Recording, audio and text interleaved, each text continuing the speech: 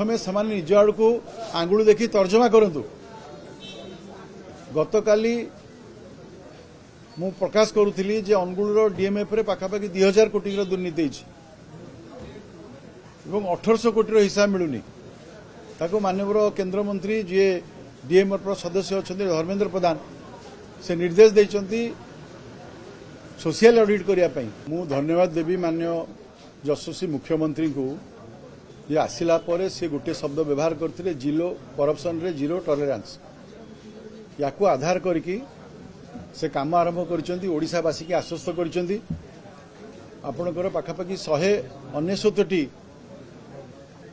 Case को से धरी एवं से जेल को पठे जो माने दुर्नीतिग्रस्त थिले जो माने व्यापक दुर्नीति करथिले सेमान को गिरफ करके भितर को पठा जाइछि।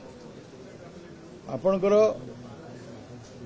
जहाँ से कही से काम को से लगौछंदी ये कथा बिजु जनता दल हजम करि पारु नाही। बीजेपी कर्मी की गिरफ करा जिवो ये आधार कोड आसला।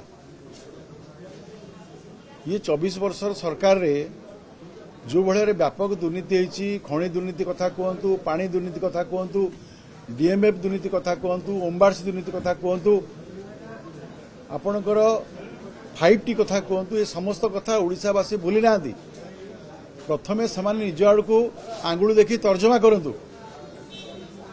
गतकाली मु प्रकाश करुली जे अनुगुल डीएमएफ रे पाखापाखि 2000 कोटी दुर्नीति एवं 1800 कोटी हिसाब मिलूनी ताको माननीय केंद्र मंत्री जी डीएमएफ सदस्य अच्छा धर्मेंद्र प्रधान से निर्देश देइचंती सोशल ऑडिट करने। गत समय ऑडिट क्या गोटे प्राइवेट फार्म को जोटा संपर्क थिले कि सरकार क्या देले निष्पत्ति एजी को। तेणु आम दुर्नीति उपरे आमर मुख्यमंत्री जोड़ा कहते संपूर्ण कायम अच्छु। जो माने दुर्नीति करिसंती बा आगा को करिवे सेमानक उपरे सरकार दृढ़ कार्यानुष्ठान ग्रहण करा जिवो एवं काहाको छड़ा जिवो नाही एटा स्पष्ट घोषणा ही सारिछि। ता उपरे कोनसे प्रश्न किंतु परंतुर प्रश्न नाही। जो माने दुर्नीति करिसंती बा करिवा बा विशेषकर करिथिले समस्तक उपरे प्रामाणिकता सह कार्यानुष्ठान ग्रहण करा जिवो।